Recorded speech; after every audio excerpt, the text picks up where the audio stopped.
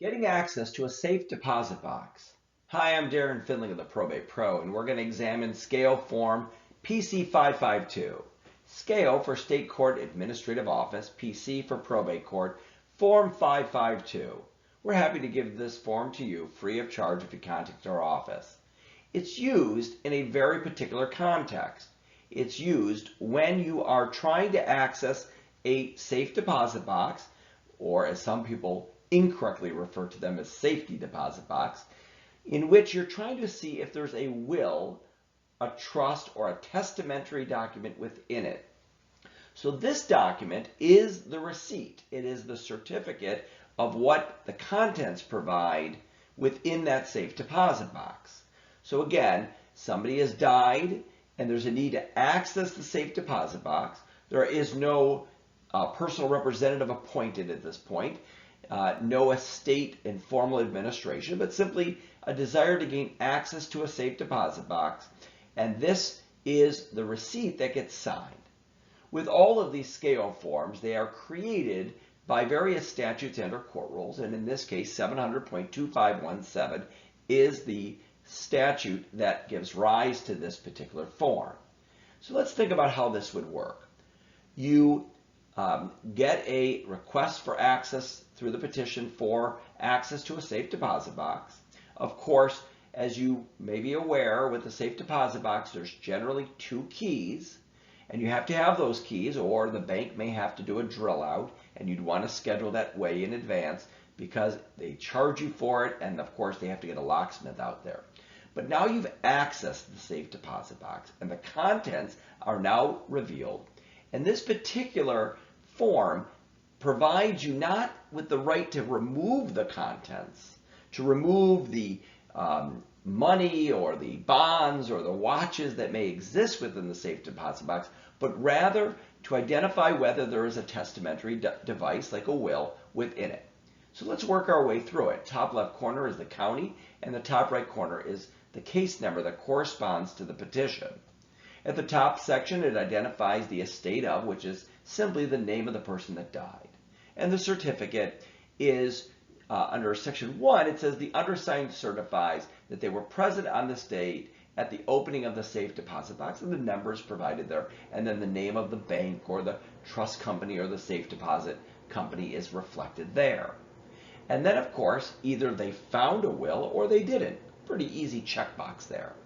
And whether there was a deed or burial plot. So for purposes of burial, is there a cemetery plot, burial plot there, and whether it's contained within the safe deposit box. Again, a checkbox there. Section C, no item or items other than the deed or will were removed. So this is, as I said, you don't have the right to take the contents out of the safe deposit box other than the will, testamentary device, burial plot, or deed within the safe deposit box. Section 2 identifies if there wasn't even a safe deposit box located. So you may think there's a safe deposit box, but when you get to the bank, you learn that it doesn't even exist. So again, here are the key signatures section as we work our way through. The signatures of anyone else that was present are identified there. The person who was authorized within the original petition to examine the context is identified there. The bank employee or the bank officer or party that is authorized would also sign. So you get a lot of people that are able to sign to certify what just occurred. Now, at the lower section is the registrar's receipt. So in this particular case, the court register would then be given this document as well as if there's a will, for example. And it says, I acknowledge receipt from, and the person that's turning that over to the court register, the following items, either the will or the burial plot deed. And then the deputy registrar of the probate court signs that section. Okay, so if there is a will, then the estate would be administered testate. If there's no will, then of course you can go seek other institutions that may have that will. And we have had many files over the years in which people simply go from bank to bank to bank looking for a will that may or may not exist.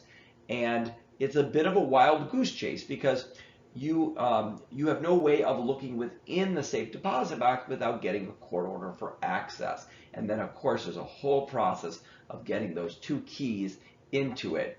So again, a very involved process to get access to a safe deposit box in which there is no letter of authority issued. Now let's look at when a formal or informal probate administration is occurring. If you have the letter of authority already, you can of course gain access with that letter of authority, as long as there's no restriction, to gain access to all of the financial assets as well as anything contained within a safe deposit box. So this isn't the only process upon which somebody can gain access to a safe deposit box. With all of these scale forms and with all the probate related issues, we strongly urge you to be working with a skilled, competent probate lawyer to guide you through the process. At the Probate Pro, we are passionate about everything probate.